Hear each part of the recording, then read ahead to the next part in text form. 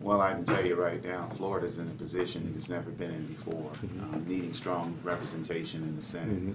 Looking at the '08 cycle, looking at some of the discussions that Floridians had over that race, the nation had over that race, issues such as health care, making America first again as it relates to creating jobs and opportunity for those that work with their hands. I knew that this would be a very aggressive time for the country. Florida has to move forward. We have transportation challenges. We have to diversify our economy. We're a tourism-based economy truly only, with agriculture as a far second. The whole discussion on green initiatives, so very, very important to me. The question of what we're going to do with over 200,000 veterans as we see it now that's in the VA system. I'm talking about Afghanistan veterans and Iraq veterans, young people that are already asking for benefits from the VA system, the number of veterans, the hundreds of thousands of veterans we have in the state of Florida. The U.S. Senate is going to have to be a part of the solution for the future and present challenges of Florida. I've always been someone that has taken public service very seriously. I've never been considered, I would say, laid back or, lazy and not willing to take on the tough issues.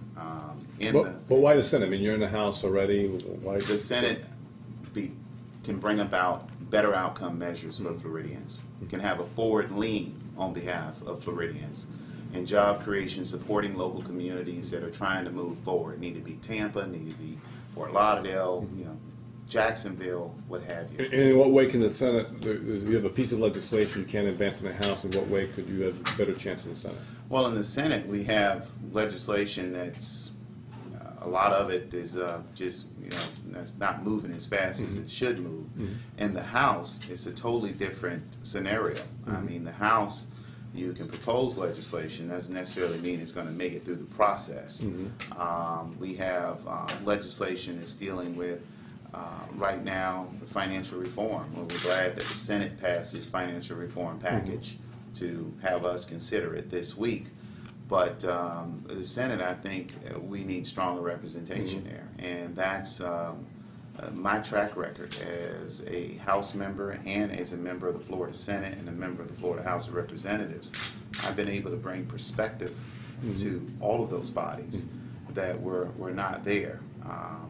If this was a quote-unquote career, move for me, I would still be in the U.S. House of Representatives. I think no one here can argue that I would have a problem with re-election in the 17th Congressional District. But I don't look at public service as a career. I look at it as an opportunity to serve. Saw the open seat, opportunity to serve, passionate about job creation, passionate about health care, passionate about standing up for veterans, along with a host of other issues. Step out, some may say on faith, some may say on hard work. And before the president was even sworn in, announcing that I will run for the United States Senate, in my front yard, qualifying by signature, something that's never happened before. And some people are just getting in the swings of their campaign. I've been out there campaigning since January of '09, and proud of that and proud of the relationships that I've been able to build throughout the state of Florida. Congressman, how did Governor Christ's decision affect your strategy, or has it? Well, I think that the governor obviously has made some decisions based on his own political future. I think that it wasn't an original thought to become or to change his party affiliation. I think it just came about because it was an opportunity for him to stay in the U.S. Senate race. I think that that as I start to deploy resources and letting Florida know that I am actually running, because we haven't even taken a 15-second radio ad out yet. Not because we take pride in not taking a 15-second radio ad out.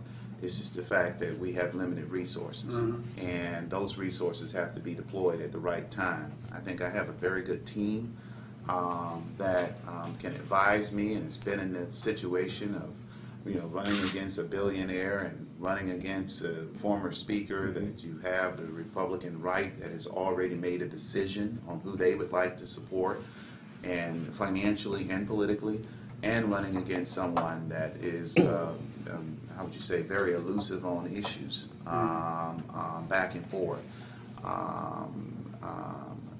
So I just believe that what we're going through now as it relates to a campaign, I think one of the most watched campaigns in the country, that is just preparing me for the kind of leader that Florida needs. And I'm looking forward to that.